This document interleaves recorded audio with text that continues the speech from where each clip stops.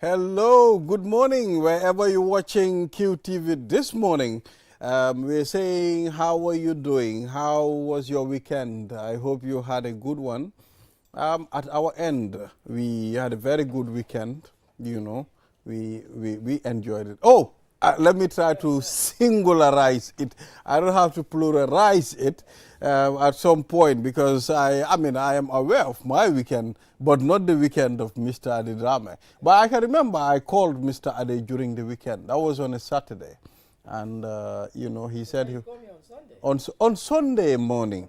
Yes, he was preparing to go somewhere. Yes, I was preparing to go to Bruford. Yeah, yes. So we had a good, for me, I enjoyed my weekend, and it was a rainy Sunday night yesterday. It was. And with wind, a lot of wind. Wind, rain, thunder, lightning. Yes, exactly. So, it's expected. It's the end, almost the end of the rainy season. So how are you doing? I hope you people are having a good time. We miss you already. And we are back again on the platform to give you the usual newspaper review, talk about communities and, of course, social issues as well. I am Ibrahim Soribalde, and I'm in the studios with Mr. Adedrame. Mr. Ade, good morning. How are you? I'm very well, and the reason I had to give you a kind of check was that, people are kind of bored of hearing me say that my weekend consists of one day, and that's Sunday. So it's not much of a weekend. And so I'm not usually happy when I get work-related calls on a Sunday. And I had to say to somebody rather angrily yesterday, not you, I said, look, Sunday's my only day. Save it till Monday, please. And I rather regret that that people give out my number, because I had this number before I even joined QTV. So it's not even a kind of official number, but people call me at all hours of the day and night. But the Sunday was nice. It was pleasant. I went for a drive, went shopping. And then, I came and relaxed and watched a couple of music documentaries. Yes, okay. Yeah. Interesting. Cool. Were you able to go through the book I sent you to read for me on our group page? I don't think I even need to answer that one. Well, there is a guy that said he published a book called My Father's Mistake. And the heading of that book is very captivating. And I wonder, what type of mistake have your father Well, you should have read it, because I looked at what you sent me. I didn't read it, but it's only 66 pages, so it's more of a booklet. But I didn't read it. I didn't have time. I'm actually reading another book at the moment, so I didn't have time to read. I'm thinking of making an arrangement for him to come on this platform and tell us what was your father's mistake. Well, no, you read it, and then you can delve into it and ask him some searching questions. I'll take a look at it. Maybe but yes, it's quite an intriguing title. My father's mistake. You should ask him, are you your father's mistake, for example? So yeah. Yes. Exactly. So sometimes headings can mean something else, but when you go deep into the story itself, you tend to realize, but they've captured you. They've captured you with the title. Dots now. Or they've captured you with the title. So on the program, Mr. Ade, we'll, like I said, we'll take a look at the African code. From the African code, then we would be talking to very interesting people. That's the Ministry of Basic and Secondary Education. They'll be on the program, to discuss. I mean, surprisingly, there are other things that we need to bring to light. I mean, especially the WAEC results as well. That's the grade 9 results. Still pending. So those are things that needs to be discussed, and very important. Very significant. I mean, at this time, everybody should have started their school. Because you can't go to grade 10 if you don't have your grade 9 results. If you don't have those results. So what is the reason behind the pending of those results still? And of course, we'll also talk to Usman Bojang, Director of Trade, and of course Musa Sawane, Principal Economist, the Ministry of Trade, on the African Continental Free Trade Area Sensitization Workshop It's important for us to see, you know, how best to smoothing the going and coming and the free movement of goods and services within Africa. We keep emphasizing on it, but at some point whether this is happening or not. But we'll get to know. We'll find out whether it's going to happen. Yeah. Exactly. So we will. I don't want us to look at the African proverb without Mr. Mboj being in the studios. I mean, I think we'll take a short break. And Mr. you Mboj, know, is he around? he needs to be here to Is help he us around? interpret. I am peeping at Mr. Mboj from a distance. Oh, right. Okay. Yeah. So what we'll do, we'll appeal our director to give us a short break. Then we'll be right back. Looking for internet for your free videos, pictures, chats, work, and school projects? Think free night browsing. QCell's free night browsing lets you browse the internet for free. Oh yeah. Get a data SIM, recharge a minimum of $500 C, and enjoy free browsing after 24 hours from midnight to 6 a.m. every night for 30 days. QCell, Sunubus. We innovate, others follow. It's happy time. Get 50% off all calls to any network. Enjoy calls every day to any network from 6 a.m. to 10 a.m. Is it too good to be true? QCell. We innovate, others follow.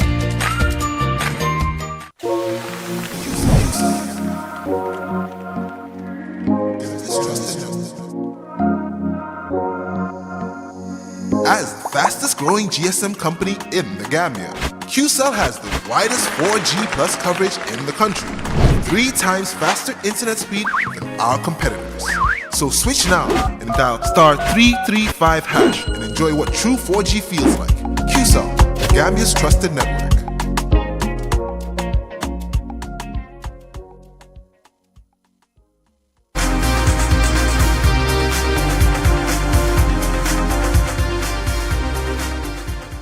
Thank you very much. We are back again. You are watching QTV this morning. And of course, if you're just tuning in on the program, now we have Mr. Momodu Mboj in our midst. Mr. Mboj, good morning. Good morning, Mr. Bale. You're looking bright and shiny this morning. What happened? Thank you very much. Yeah, so it's good to have you. But Mr. Adu, like I said, I mean, we don't want to treat the African code without the Mr. presence Mboj. of Mr. Mboj. There you are. We held it off. So let me read it. Please read it Mr. out Mboj, loud and then you can clear have for us. first pop at it. It says, a wrong step by a leader is a warning to the followers. Oh my A God. wrong step by a leader is a warning to the followers. Oh, look at those chicks. I mean, About try to fly off, trying to, yes. to take to the So, air. well, or it's something. appropriate. I think how appropriate the picture. and the If you quote. have certain leaders, I wonder who's going to tell them that, oh, you've taken a wrong step. Step. Right. So Mr. Mboj, Balde Yes. told us to hold off doing the quote until you To got wait here. for Mr. Mboj. And now you are here. So So Mr. I Mboj, guess can you we please have go to, first? we have to give you the We want first, to warm you this morning. the first pop at Bowder. it. Absolutely, but oh boy, and you're waiting for the wrong The wrong person. I'm like, what on earth is this thing talking about? You know, a wrong step by a leader Yeah, is a so warning to the warning. followers. Well, okay, you wanted Well- Mboj to be here, but perhaps you might want to have a go at it first, even though Mboj is here. And Well, then Mboj- it's telling you how significant leaders are. You know, there is a difference between a leader and a boss. At some point, you know, the leader serves as an example. So a leader carries the whole team, you know, at some point. And each and every person is looking up to the leader. And maybe my little effort, your little effort, and Mr. Mboj's little effort, you know, going to be a combination, you know, and our leader is going to complement that at some point for us to become successful, you know, at the end. You know, in every group, you must have a leader. okay. You understand? That's why we have structures like the QTV News Department. We Right. have structures like the production department. We have structures like the general manager, because at some point they are the leaders, you know. These are the people that, okay, we believe when they have the final say. When they say these things, everybody should be okay with it, because we believe they won't put us in jeopardy. That's what I think. I don't know if I'm making sense. That's interesting. For those who follow football, Man City have a leader, Eric Ten Hag. Man United have, you know, Why is Fahal laughing? Why is Fahal laughing Man City like have that? Pep Guardiola, and Man United have Eric Ten Hag. So one team, Man City, have a leader, and Man United do not right now. They have a misleader, a guy who he's at the helm of the club. He's the one who should set the example, but he's been there over 2 years now, and he's completely clueless. and the team, take Saturday's game or Sunday's game. They're playing Spurs, a team that's likewise struggling this season, and he plays with one forward up front, 4-3-2-1 formation. I mean. So Spurs, of course, thought, oh, this is Christmas come early. Let's attack them from the whistle. And that's what happened. But yeah, I mean, leader, as you've kind of implied, is somebody who, you don't just have the title. You set an example, you set standards for those who are following you to abide by and proceed for the whole thing to succeed. So yes, if the leader takes a wrong step, imagine you're going up a mountain. Leader takes a wrong step, you're all in trouble. Absolutely. So the leader has to be the one who is, acts as a guide. But you've kind of implied they set an example for others to follow and say this is the right way to do it. And you have this thing. It's a complex matter, because sometimes somebody is at the head of a team. They even manage that team, but none of their people see them as leaders, because they probably bully their staff, they harass their staff, they shout at their staff. It's not a leader. You're just some horrible person. And you said that you're a leader and a boss. There's a difference. There is a difference. You can be a boss and a leader. But they're not the same thing.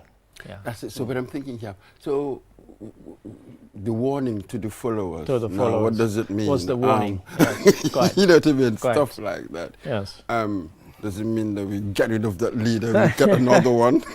Because they've taken a wrong step. Because Maybe that's taken why a we have all wrong these coup step. d'etats around West Africa.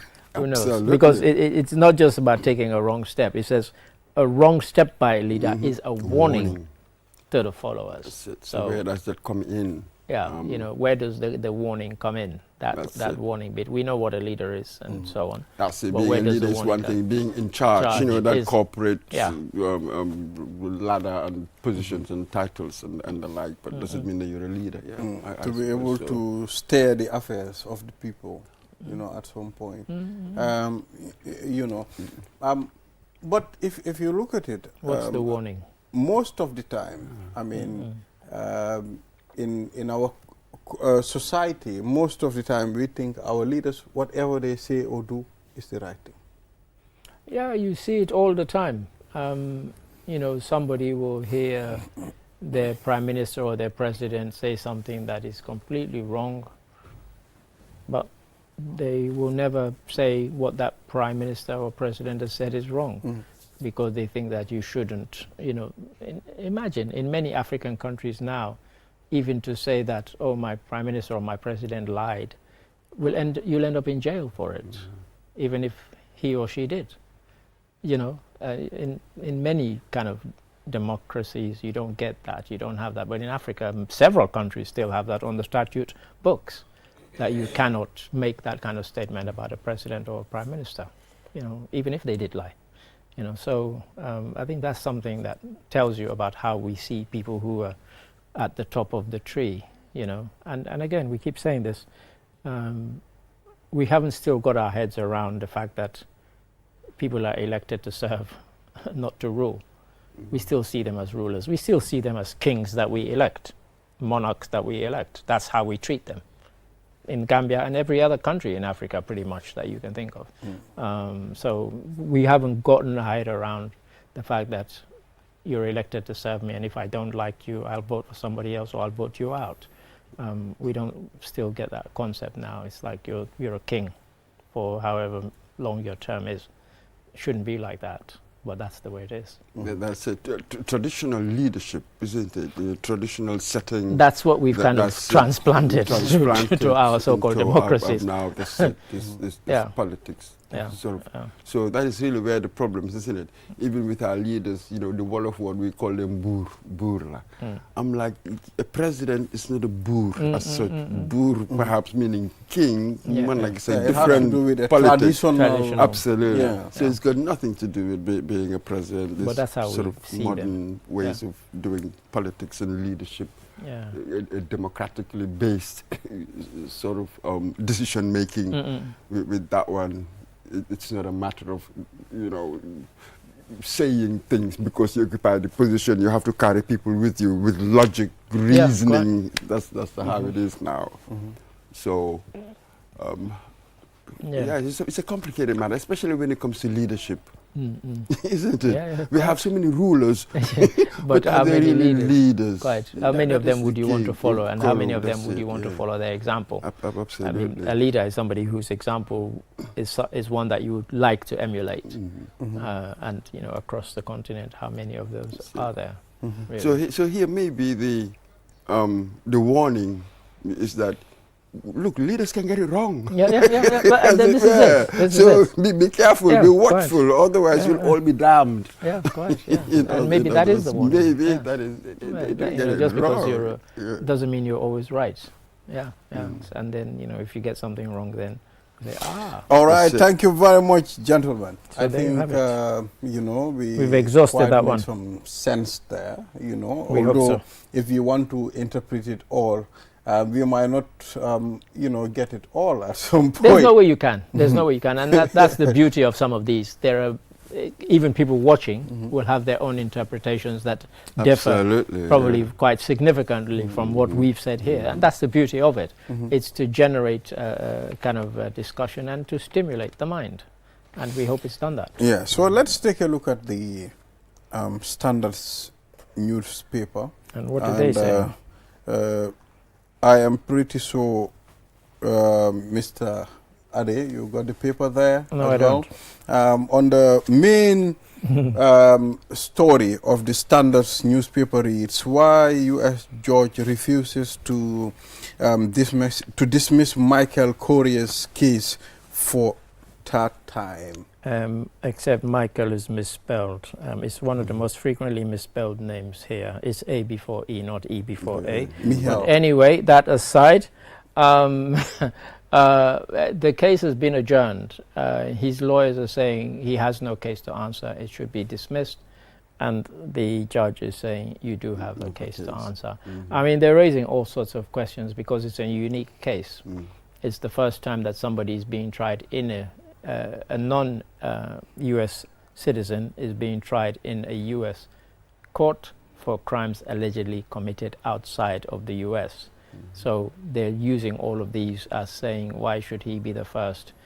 This is unlawful, throw it out. And the judge is saying, hell no, we're not throwing it out. So been adjourned till March, I beg your pardon, of next year. And the case at the moment is proceeding, but they're still trying to get it thrown out. That's it. So this universal jurisdiction thing is a bit. This is it. It's all new, and courts will have to test it. They're testing it. They're testing it because what you have with most of the universal jurisdiction cases, they're tried at the International Court in The Hague. They're not tried in somewhere like the U.S. And so it's an interesting one, and it's a dangerous one because one day a U.S. citizen might have to face a similar charge in another country, and I bet you the U.S. won't like it. They probably won't allow it. But it's an interesting one. So, yeah. Oh yeah, so I mean, we also have another interesting headline. UTG lecturers threatens to sue Vice Chancellor. I wish we were able to delve into the story. Well, so it's an interesting headline because right next to it, there's 4 Nigerian professors to hold Vice Chancellor and other top positions at USET, which is the new. So it's interesting, but yes, I mean, it's an intriguing headline, and I wish I'd seen it earlier. I would have delved into it as to why they're suing the Vice Chancellor. Let's talk about journalist Dabo Bild GPU condemned arrest. Yes. Yes, the recent newspaper article written by the Voice newspaper. That President Adama Barrow is planning an exit and handing over power to businessman Mohamed Jah. You understand? This have really raised eyebrows, and of course a lot of commotion when it comes to this article. A lot of discussion. Yes, at some point, he was sued, and of course legal action was taken. I think they've threatened to sue him. Not quite. I don't think Yeah, they so have yet. I mean, legal action might be taken at some point. So it's important. Sometimes we talked about facts, Mr. Ade, before we came on air. Yes. Yes. I mean, people can go with a story, but it's going to be an interesting one, and one doesn't want to prejudge anything because we don't know whether they'll go ahead with. They're threatened to sue, and the president's lawyer certainly was quoted as saying that they're going to sue. It will be an interesting case to try and prove in terms of has it caused alarm and et cetera, to win the case. It could be a difficult one, but yes, it's one that we can't avoid talking about because it's everywhere. And over the weekend, the international media picked it up. And the reason they picked it up is because Agence France Presse had contacted journalists in the Gambia, and they'd circulated a piece which then international media picked up and said, oh, it's ironic. This guy was at the UN yesterday saying, journalists, we have freedom of speech, and et cetera. And then the next day, somebody on his behalf is saying, we're going to sue a journalist over and that person was arrested. So they juxtaposed the two as being quite ironic. It wasn't good timing at all. Exactly. Sometimes these things happen, Yeah. I will. Nobody can deny the fact under President Adama Barrow's regime, the media is more free. I mean, we've experienced the days of former President Yahya Jammeh and President Adama Barrow. So you can see how press freedom is now and how different it is during former President Jammeh's time. Yeah. So this might be a coincidence, something that happened at the wrong time, you know. I mean, there was an interesting one newspaper, I won't name them, online newspaper, had gone through the speech. Well, they hadn't gone through the speech, they just taken out the bit where he talked about press freedom, and he said there have been no political prisoners. And they said, we have fact-checked this and it's misleading. Well, actually, their own story is misleading because people who had been arrested because they were might cause public order or public disorder, that's not a political prisoner.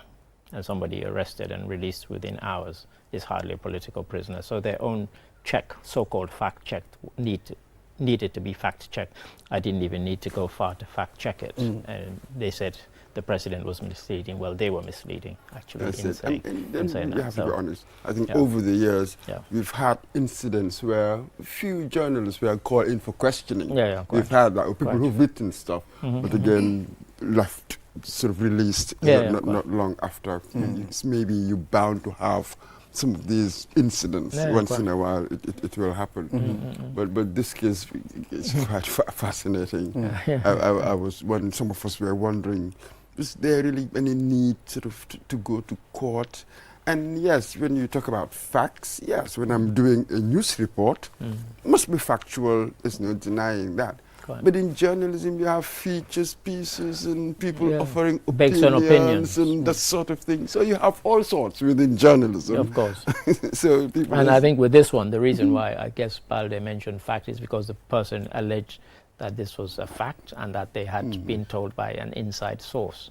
So I think that's why the kind of fact-checking comes in. But we live in an age where people publish stories because they want what they call clickbait.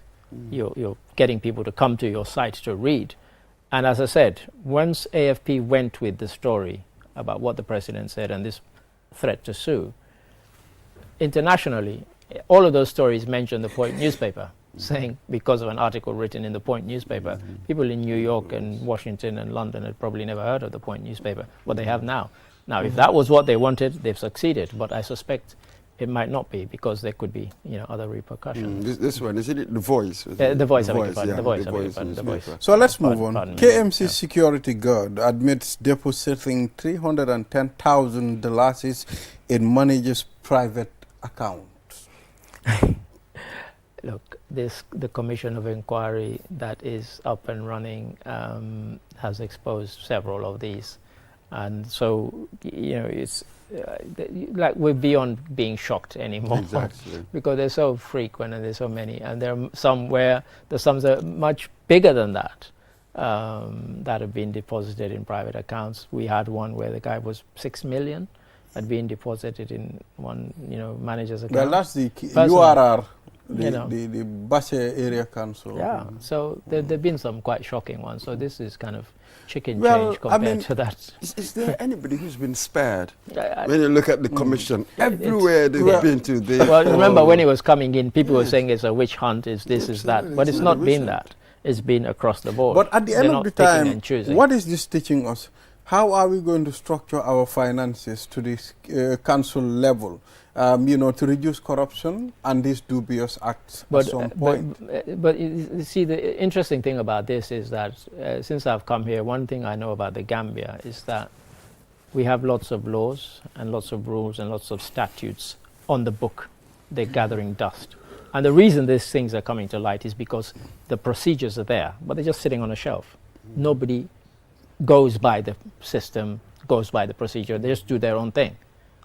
People pay money out of, their personal bank account. They receive money into their bank account when the rules say quite categorically that should not be the case. We've had cases where they say that, for something to happen, it needs 3 signatories, and one person signs it, and the person at the bank says, oh, because we know them, we didn't wait for the other 2, so we processed it. But the law and the rules say you have to. So people disobey, and what we have to have is now you have to obey or you get sanctioned. There should be a system in place, because at some point, most of these, dubious acts, people beat the system.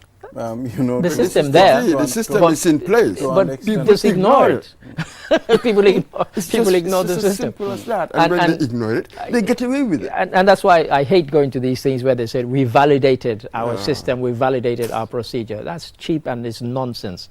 It's not validating it, it's actually implementing it by the letter of the law. That's what you should do. Not just validate it and then stick a piece of paper, pat yourself on the back, oh, we validated this policy. Are you going to live up to that policy? Are you going to abide by that policy? That's what is important. And we don't do that, and we find it across the board. Central government, local government, you name it. Absolutely. We just disobey the rules.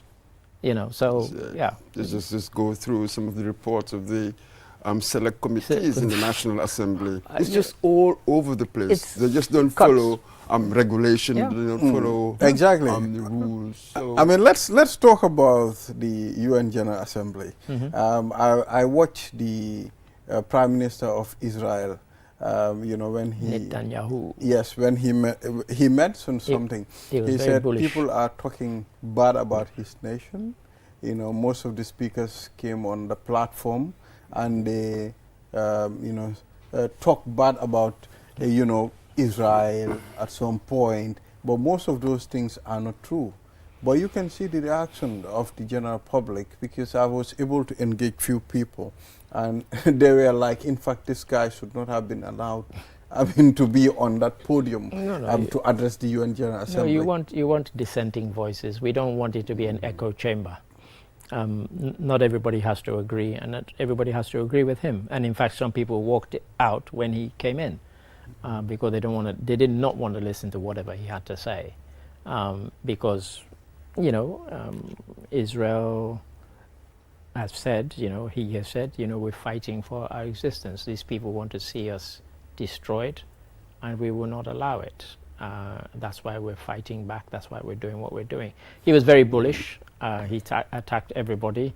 He blasted everybody. But like I said, you can't say he shouldn't speak. Let him speak, because there were, as he said, there were voices putting the opposite view. and that's the way it should be.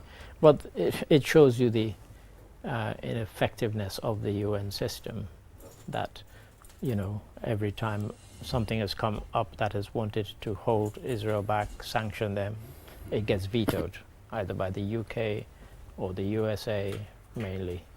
So they should just do away with it.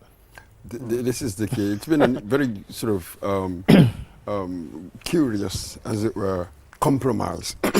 Post 1945 compromise, because these are the big powers in the world. They're still the big powers, these big five. Yeah. So the compromise was, if one person disapproves, vetoes it, then we forget it. But now we are beginning to see the shortcomings of that. In many ways. It will unravel. How it will unravel, we do not know. So now, Africa, now we are pushing for a permanent seat. But they were saying that it will be a permanent seat without a veto. Without a veto power. So they'll probably give us the seat. Yeah, you're not going to get the veto power. You don't have the muscle, the military or economic might. But if you get the seat at some point and you don't have the power to veto, then there was the power to veto. You don't have the power. Yeah. Then I mean, what is the essence? Well, that's it. And as Mboj rightly says, you know, immediately post the Second World War, the powers decided. Initially, it was the Soviet Union. The seat that once belonged to the Soviet Union has now gone to Russia, although the Soviet Union consisted of about 20 nations. But now it's only Russia that has that seat that used to belong to the Soviet Union. China still there, France, etc. And they have this power to say, we're not going to allow this to go ahead, kill it. And it's killed. So Israel always have that friend in their corner. And it has repercussions, because there are times when Israel has done something, not every time, but there are times when they should have been sanctioned and they were not. But, you know. You see, this Gaza, I mean, thing, I mean, there are countries that are benefiting from all these problems. That's why, otherwise, there should have been a permanent solution, you know, once. It's a complex one. It's a complex one. Especially given the nature of how Israel was created. How the state of Israel was. It's very permanent complex. Solution. It's very, very difficult, because even how you have the Palestinians distributed, West Bank, Gaza, the Israelis in between them, you know. So you can't even have them as a kind of unified nation if you wanted them to, in terms of territory. And of course, since then, Israel took over the Golan Heights, which are in Syria, and they've been there ever since. They said for their security they're staying, they're never going to leave. So it's one of the few countries that has grown in size since it was created. It's quite unique, really. And as they seize more territory from Palestinians, Israel keeps getting bigger and bigger.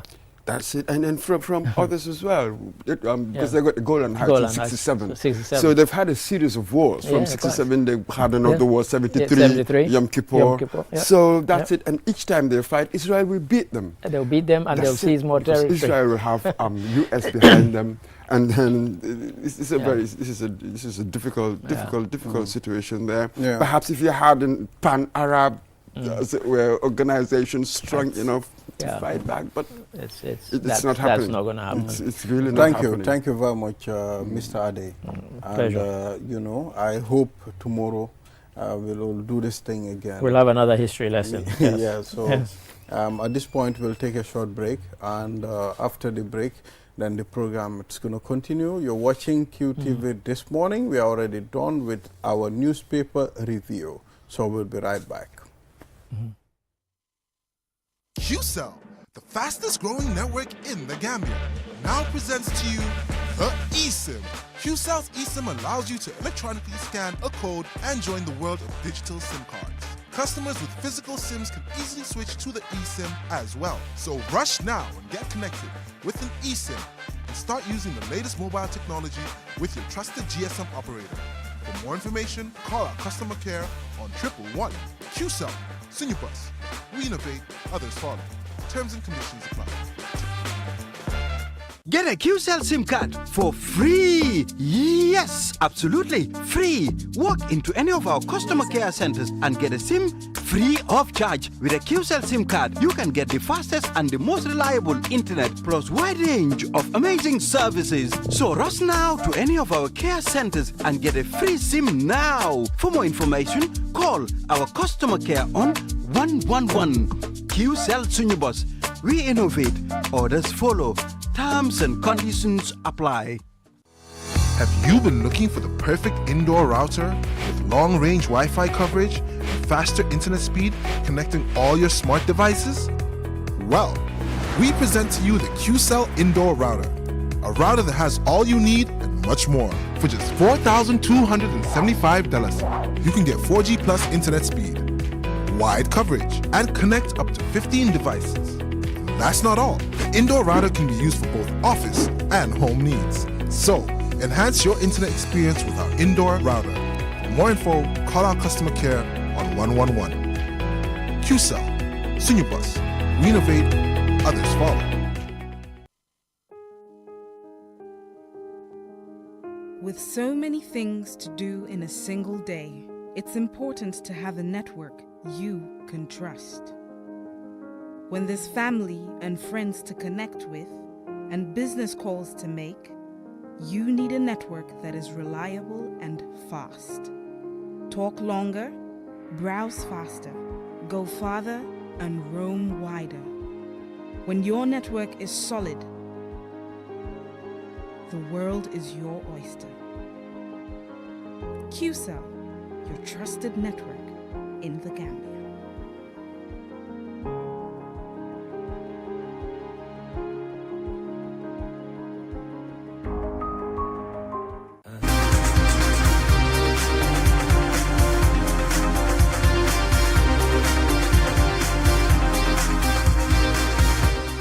You're watching QTV this morning. I am Ibrahim Osori Balde. We are back again.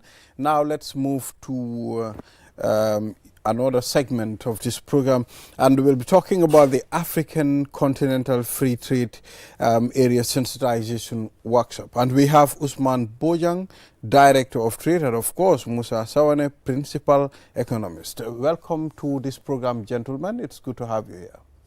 Thank you very much. Thank you, Mr. Male. So first of all, let's start with Usman.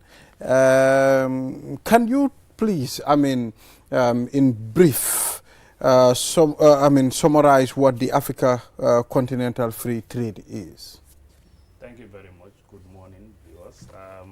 African Continental Free Trade, which is normally called AFCFTA, is a concept that the African Union came up since 2012.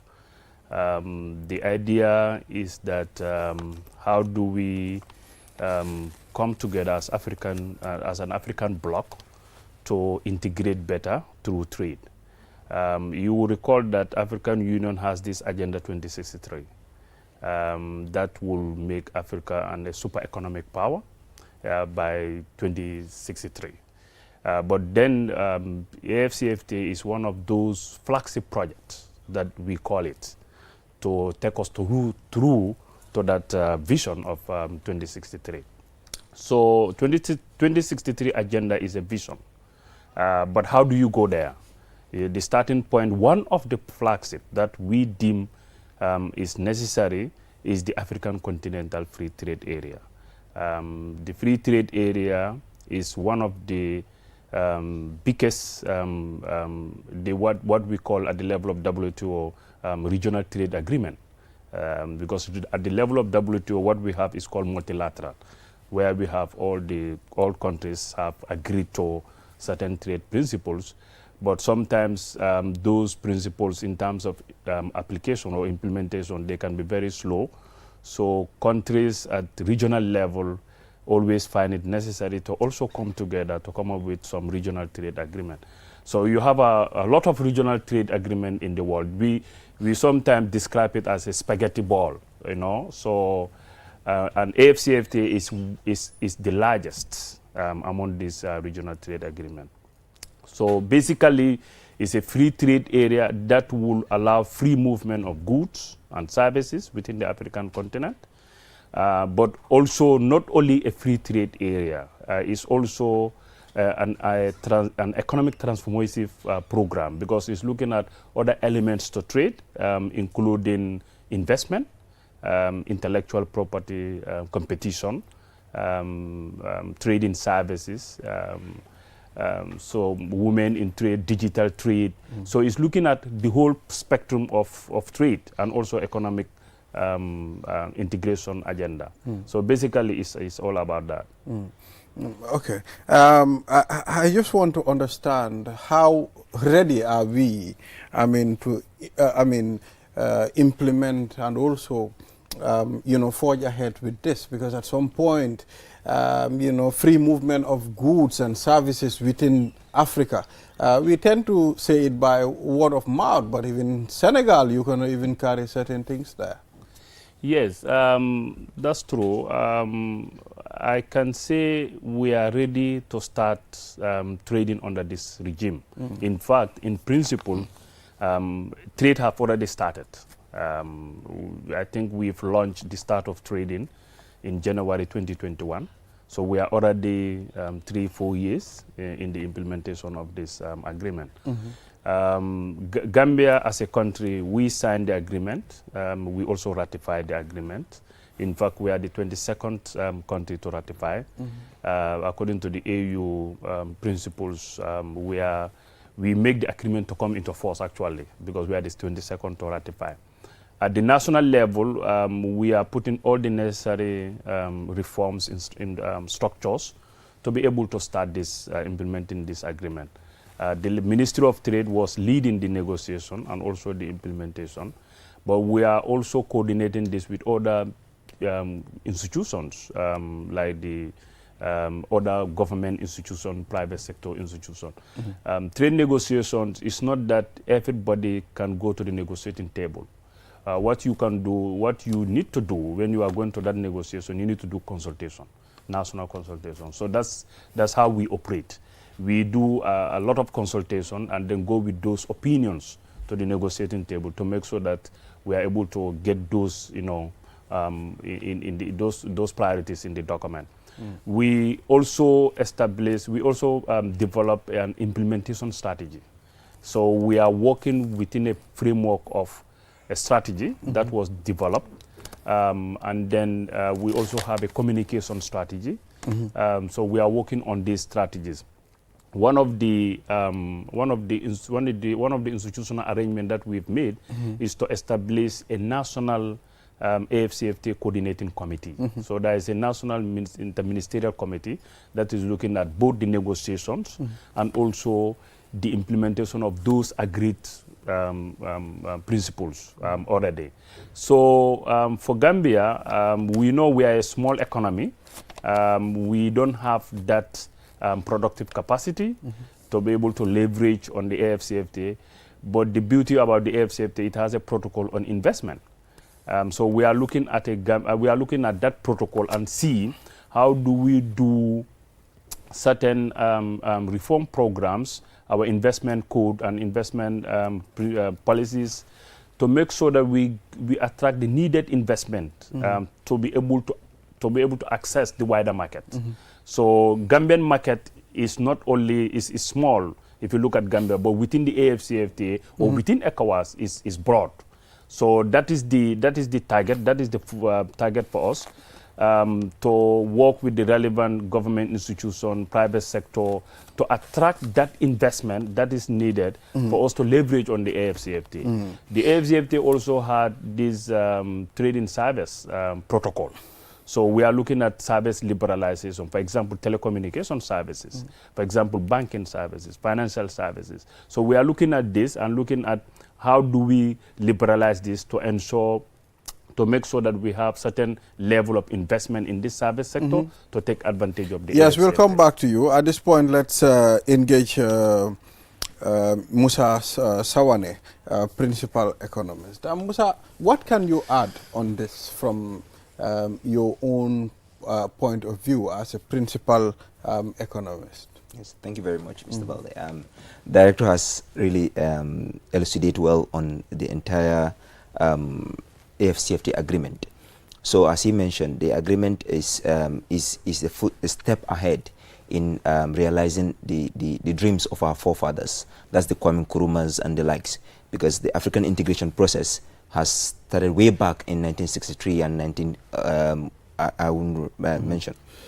But the idea is that Africa has been fragmented. Our economies are small. And investors, one of the criteria for investors to go to countries is based on market.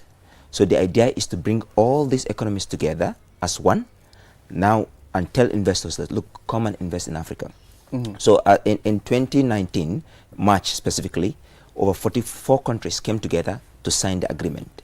And in 2018, sorry. In 2019, the Gambia is one of the countries that trigger the ratification or the launch of AFCFTA itself.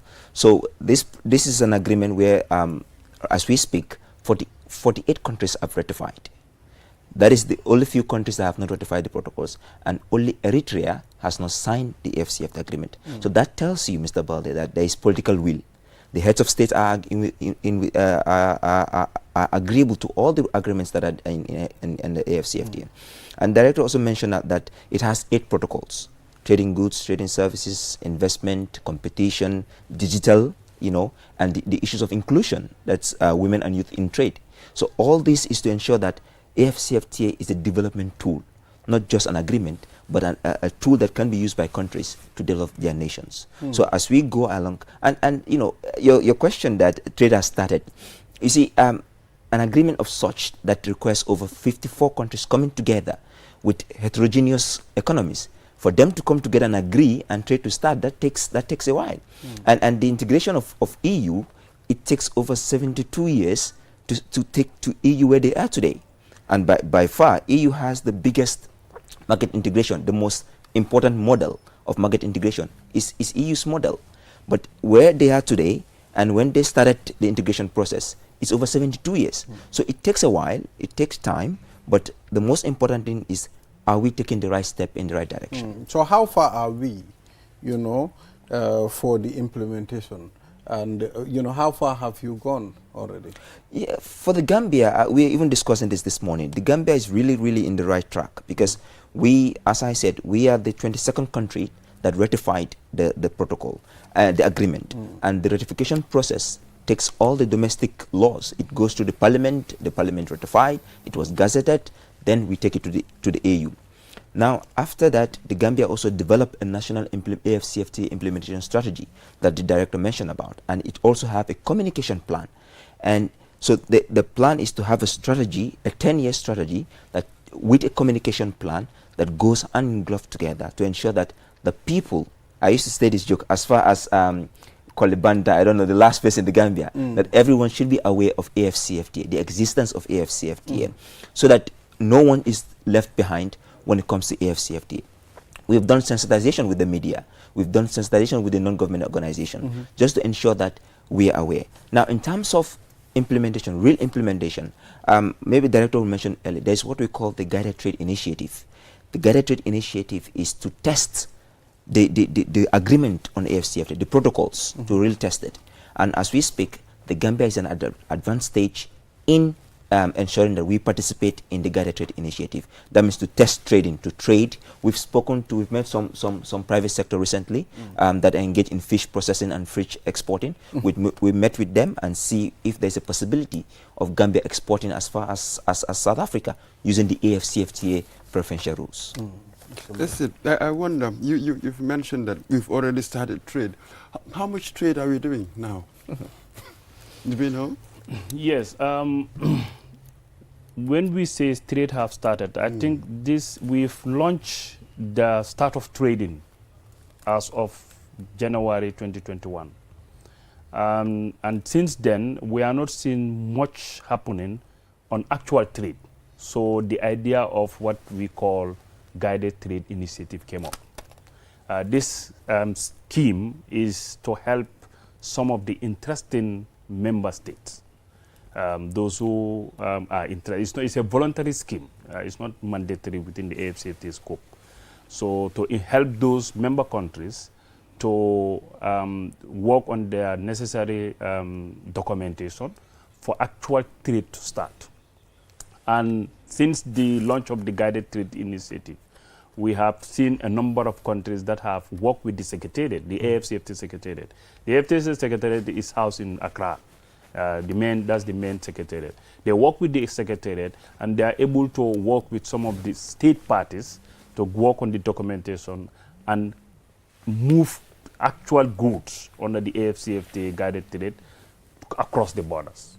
So as we speak, I don't know, Musa, how many countries are participating in that scheme, but as we speak, there is degree of trade happening under that scheme.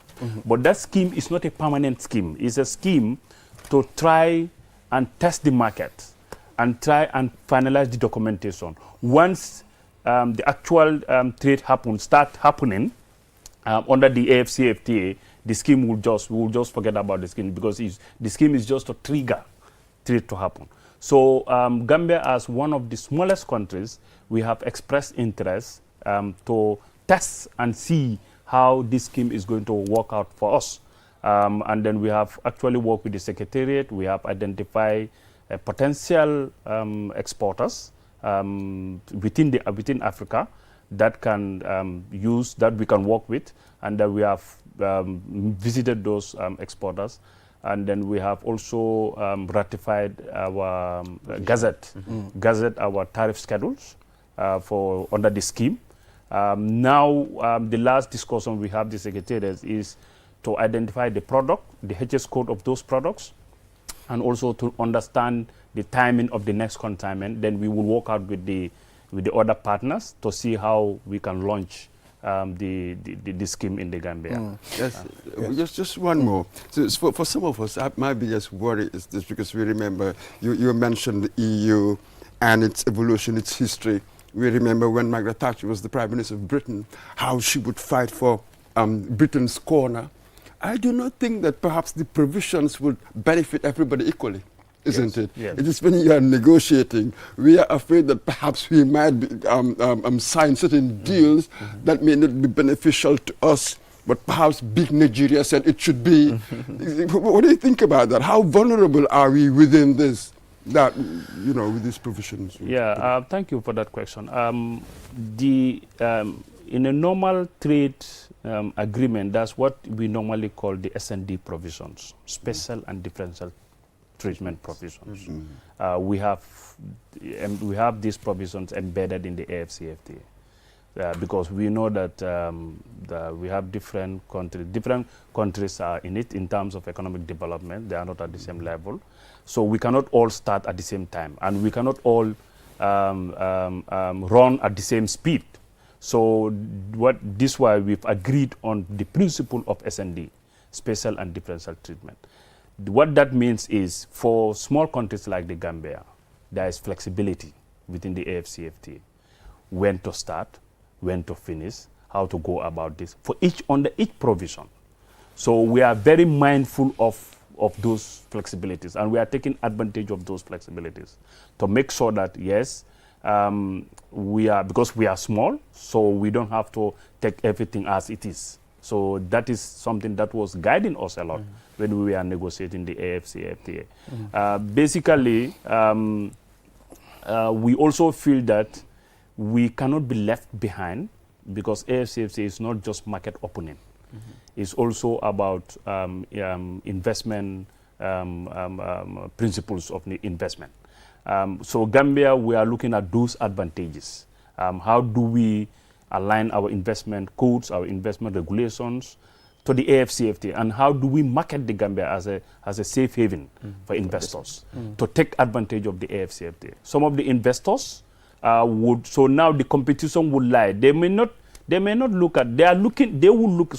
of the investors will look at Africa as a market, as a single market. They will not look at Nigeria and compare it to the Gambia. They will look at Africa as a single market. So if Gambia is not part of this AFCFTA, it could be worse than if we are part. In a sense that now, if we are not part, then Gambia will be singled out in terms of those investment decisions. That, okay, even if I go to Guinea-Bissau, I cannot go to Gambia. I cannot export to Gambia. If I go to, so I will look at Guinea-Bissau if I want to go to Nigeria, for example. So that is where we are looking at. And we feel that if we are able to work together on this, able to attract those investors, it can help us in terms of economic activities, economic growth, job creation, because the size of the economy. So investors will look at Nigeria, but they might use Gambia as a proxy. So the competitive advantage that we'll have is what kind of investment incentives do you have that can attract those people to come here and then export to Nigeria, for example. So those are the things that we are guiding Musa, yes, let's talk about how will the AFCFTA influence GDP within member states? Yeah, thank you very much. That is one of the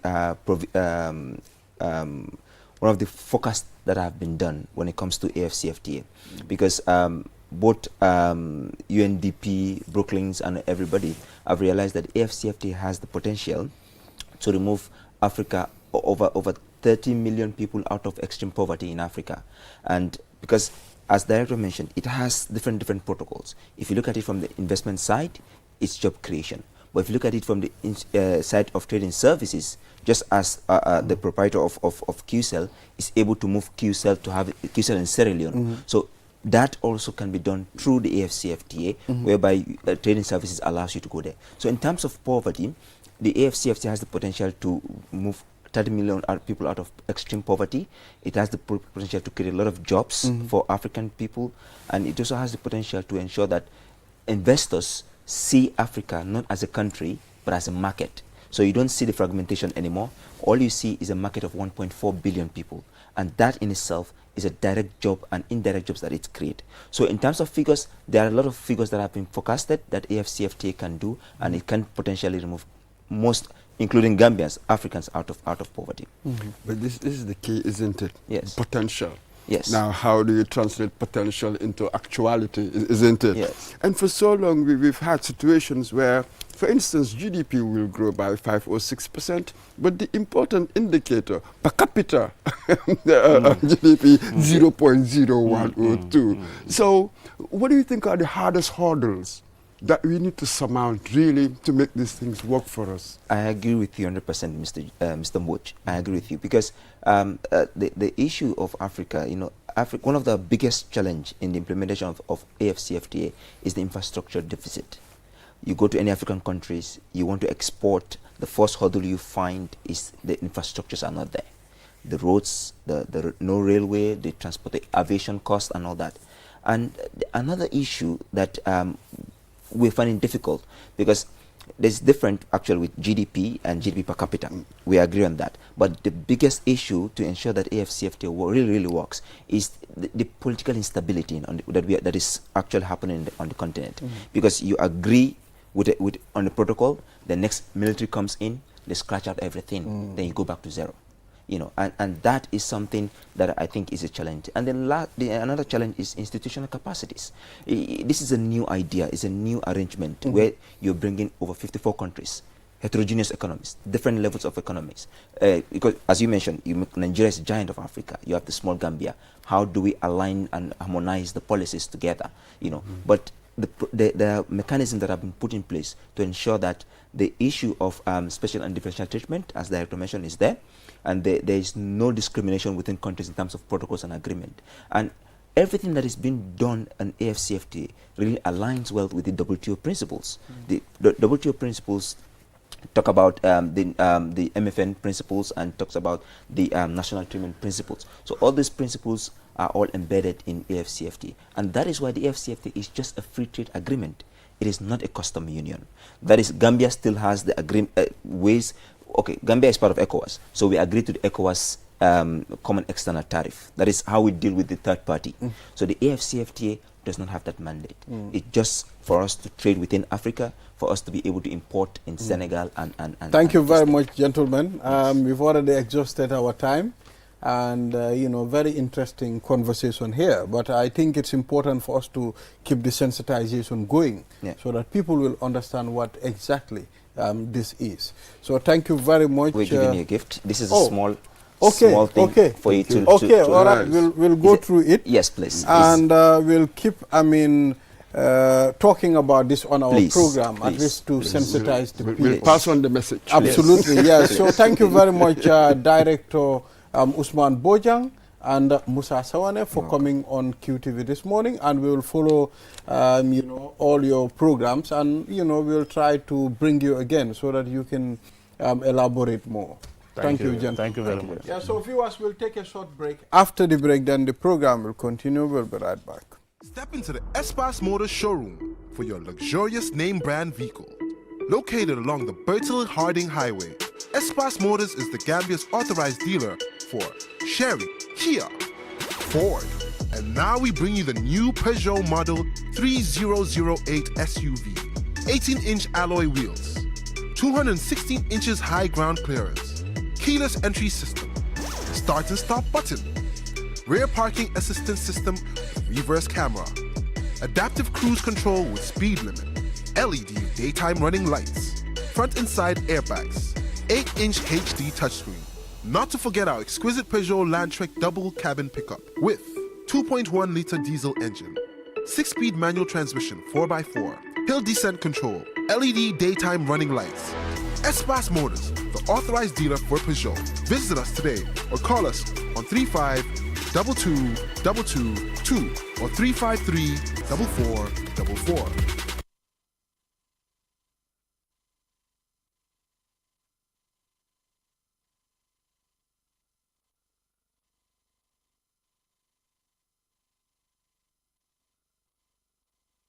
Step into the Espas Motors showroom for your luxurious name brand vehicle.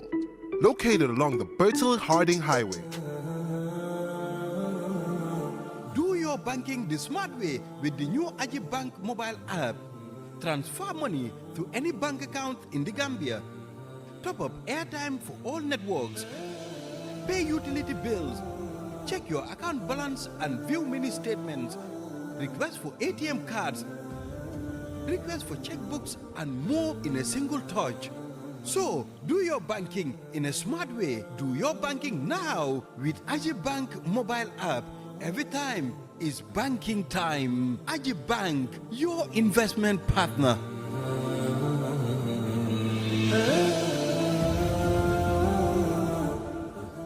The future is now with QCell's 5G network. Experience speeds like never before with our new 5G Rocket Fixed Internet plan. Get speeds from 10.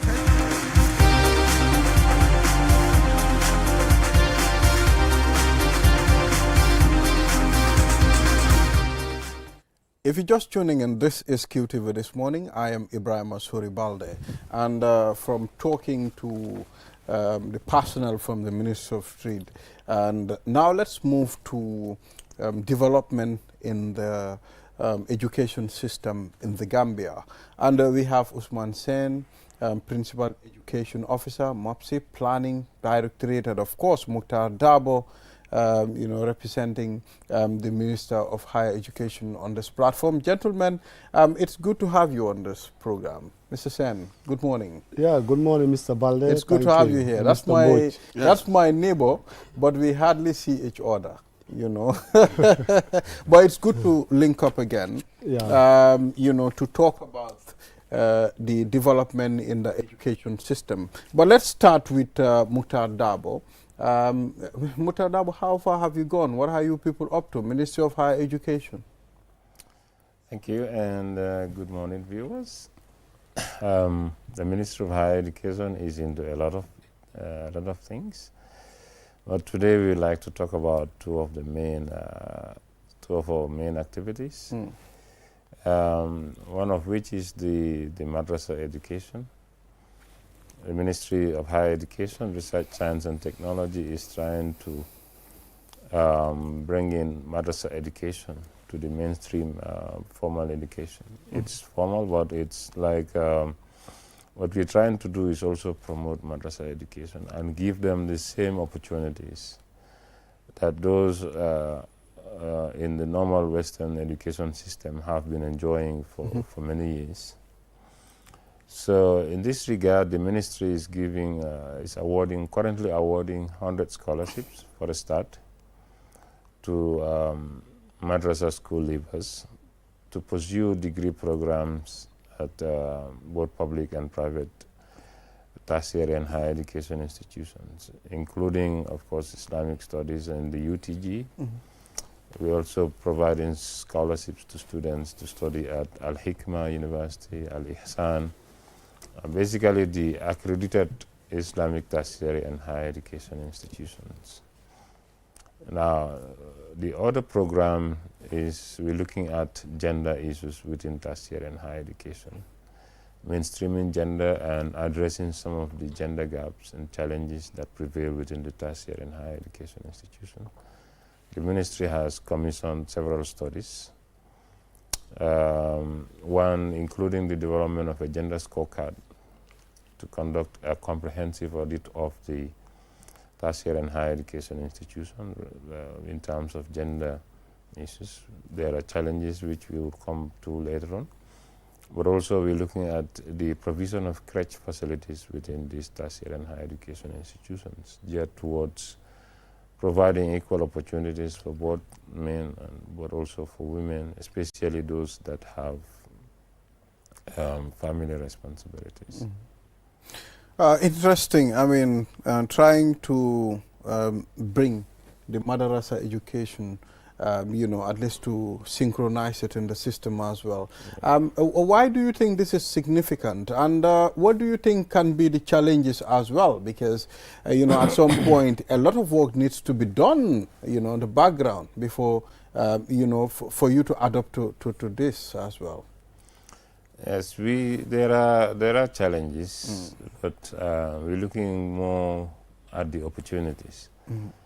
If you look at the madrasa education, the current status of the madrasa education, the best they could be are imams and maybe judges in the Qadi courts and similar religious institutions. We want to change that narrative and by integrating TVET education into the madrasas. Now, the support is towards making sure that the graduates from madrasas also are able to have the skills to be able to work in other sectors rather than limiting their activities within the religious institutions of the country. The minister usually uses the Imam Bawali as a classical example of a success story. I mean, he's an imam, but he is also an electrician. When he returned from his studies, I think he'd worked for the then, is it UHC? I don't know, UHC, the name of NAWEC in those days. GUC. Yeah, GUC. He had worked for them as an electrician. So if he can do it, there is this propensity that all the other madrasa students can learn the various skills and become very successful in other areas rather than the mainstream or the classical Islamic institutions that they would work for. Yeah, so Mr. Sen, once again, you are welcome. At your end, what is your observation, you know, introducing maybe the madrasa, you know, to be under the ministry as well, and at some point giving them these opportunities? Yeah, it's a great step on the right direction because even for us at MOPSI, when we are taking into account about collecting, you know, our annual school mapping, I mean data collection, we do consider the madrasas and we collect every bit of this madrasas. That's why today if you go to our data system, equal opportunities that was given to conventional school in terms of data collection and data coverage was also given to the madrasas, so that tomorrow for any intervention or upgrade that we need to do in our education system, the madrasa will not be left behind because they are our children. Yeah, exactly. Mr. Boyd, Yes. I mean, I wonder, with the madrasas, their curriculum, how much of is it that each madrasa, you are entirely responsible for your curriculum, or does the minister lay down certain standards, certain benchmarks that must be reflected in students' curriculum, or is it that it's privatized, it will do whatever you want to do? How does it work? Is that for me or? Either. It's a general. It's a general, yes, because I'm just curious to know that how much control does the ministry have over what is being taught at some of these schools? How much influence do you have in helping shape the curriculum, which is important? Yeah, thank you, Mr. Mboj, for that brilliant question. So, when you come to madrasa, there is a body called Amana under the leadership of Imam Alaji S.R. Dabo, who is in charge, and the team. They are the one who go and make feasibility studies regarding madrasa. You understand? Also, they have a streamlined syllabus that they are going to follow equally like any other conventional school. And I think when they are going for their visits, they want, they also observe certain qualities that the madrasa need to at least possess. So that at least children in the madrasa, they will equally have more conducive learning environment like any other child in the conventional school. All right. Yeah, so Mr. Mboj, are you okay with that? Yes, I'm okay with that. You want to add something? To that. There is a consultancy going on right now, commissioned by the ministry and supported by the World Bank Rice Project, the Gambia Rice, that is looking at harmonizing these two streams, the madrasa and the other education system, because this is based on standard curriculum. And the issue is to look at how to harmonize the curriculum so that people in the madrasa can also have the English language as a key requirement, so they can move from madrasa to the mainstream university education. There is that back and forth. So the national qualification framework is designed to ensure that students at any level can switch between either of the systems. But then the study has just been commissioned. I know there are a lot of challenges that would obviously emerge to integrate that, and the ministry would be in a better position to make sure that these two curriculums in these two streams are better aligned to support the graduates from this institution. So how will teacher training and professional development be supported for madrasa educators? Yeah, just as I said, that body called Amana, they are responsible for the recruitment of teachers and also posting of teachers in the madrasa unit at the basic and secondary education level. So you can see that's why today if you go to the madrasas, they are doing the same curriculum like all other conventional school at the basic level. Okay. So you can see the madrasa to me and the conventional school, they are more or less the same. Maybe the only difference here is the madrasa, maybe they are using Arabic as a medium of communication, while in the conventional schools, they are using English. But even the madrasa to me, on my own observation, I feel that maybe they have more opportunities because they have the students there. They are doing conventional subjects plus also madrasa or Islamic related subjects. And in the long run, they can able to speak English at the same time speaking Arabic aside, alongside. I just want to know, what about the sciences, physics, chemistry, biology? Yeah, they do them all in Arabic. Yes. Yeah, they are all doing it. They're all doing it. No, but I think they are doing it in English. In English? Yeah.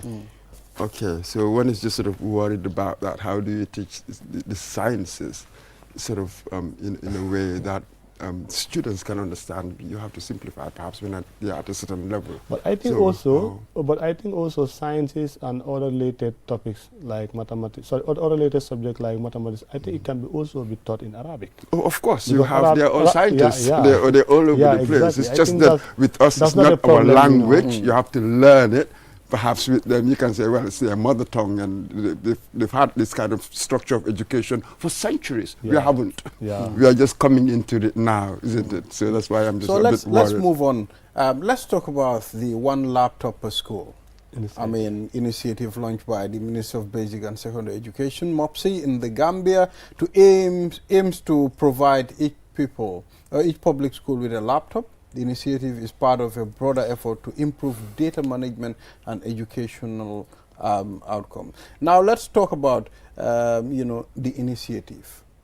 Okay, thank you, Mr. Balde. I'll be very much happy to at least talk on that area because it is my ministry who have launched this laudable initiative. You know, as I said in the beginning, this morning with the GRTS, this initiative is not an isolated step, but rather a continuation of the innovation that we have been implemented over the years, you understand, to at least improve our data system in the education sector, particularly based on the secondary education ministry. And this, this improvement, we want to dig it down as far as at the school level. So that's why the ministry thought it wise to see that since that the cost, so it is wise enough to provide the schools with the necessary devices or gadgets they need to help us produce the timely, reliable, accurate data at the school level. Because mark you, it is the data at the school level that inform our policies. So if that's so, the school need to be equipped well with this laptop. Yeah, so Mr. Mboch, I mean... Yes, so we just wonder, one laptop per school, what for? What's the purpose? Yeah, that's why I said, that's what I said in the beginning. The laptop, the purpose of the laptop is to help school to transform their data system from paper-based to at least a digital form. Because if you go to our school, you will see that most of their data processing or their data keeping or data management, it is paper-based. Like when you go to the admission register and the admin, when administering students and registering of students, you will see that most of the time everything is on paper. But we can see, with this laptop, template will be customized to enhance admission and registration of children. And not only that, but also to also monitor the attendance of the children. You understand? And also monitor performance. And this can subsequently help to improve, learning at the school level, because the head teacher will going to have a timely, ready-made, available data on which he or she can count on to make better informed decisions at the school level. But also the laptop, as I said, it is not going alone. It will be accompanied with, what we call virtual private network for the basic and the secondary education. And this network is going to link all of us from the headquarters down to the regions and down to the school. And you can see this can help us to enable data sharing from the school to the region, from the region to the headquarters on timely basis. That's it. And would it be mandatory for them to use it? Yes, thank you. That's why, thank you, Mr. Mo. That's why even, when we are deploying the laptop, we are going to also accompany it with capacity building at the school level, particularly those people who are the core manager of this data. And among this is the head teacher for the buy-in idea, and also the data focal person from the school. Because we believe that when these people, when their capacity are built in terms of, how to make good use of this laptop, regarding, data collection, data analysis, and, data management at the school level, this will going to even enable data managers or, data focal person to able to use their own data. I mean, their own school data, whether be, whether it's going to be, enrollment data or assessment data or exam data, to at least inform the administration at the school level for more strategic planning and decision making at the school level. And subsequently also feed the regional office on time. Yeah, so interesting. We are running out of time. So what's happening to our grade 9 results? WAEC did not release our grade 9 results. It is alleged that the ministry is owing WAEC, and WAEC is not, releasing the results if the ministry did not pay the money they are owed. But that's what I had. I have no idea. So is that true? I don't know. Is that true? Because schools have resumed and the students need to go back to school. The grade 10s are not at school and their results are pending. They're still with WAEC. So what's happening? What's happening at the ministry level? No, when you come at the, with regards to exams, that one I have limited idea about it, because I'm not responsible. I'm not the ministry, sorry, the unit that is responsible for this assessment or exams. No, I only support. I am only not support going to buy data that idea. production. We You have work to- with the ministry. we have to talk to somebody else. You must definitely understand the reason why our results But are Balde, pending. don't put words in my mouth. I'm not putting words in your mouth, but I mean, it's a very, we've never heard about this thing before. I mean, this thing, it's new to the Gambia. So if our results are pending, I think the ministry needs to go out and tell us, okay, we don't have money. You know, that's why we cannot pay WAEC, and WAEC is not releasing the result, and you are not telling us that. I think, you know, I may not be in a better position to answer that question. Absolutely. Yeah. You are And running we away have- from my no, we question. have to Yes. respect that. We Yeah. have to respect No, that. he's He's not the running- person he's to talk joining the to. question. Thank you. So we will Do go you to want the to say person. something? No, I think it's good to just say that the authorities are aware of this situation and they're working tirelessly to resolve the Exactly. issue as soon as possible. But will they come back to us and tell us this is the reason? Yes, when the time is right, they will. We want to come. know. Yes. They will run away, I know them. No, they won't. The relevant authorities Mr. Sen. will shed light on Balde, it. Our right results time. are pending, man. but don't worry, I think maybe perhaps I strongly agree with Mukhtar. I know the authorities are working tirelessly Yes. on that. And I know when it is. No, you have due no time. idea.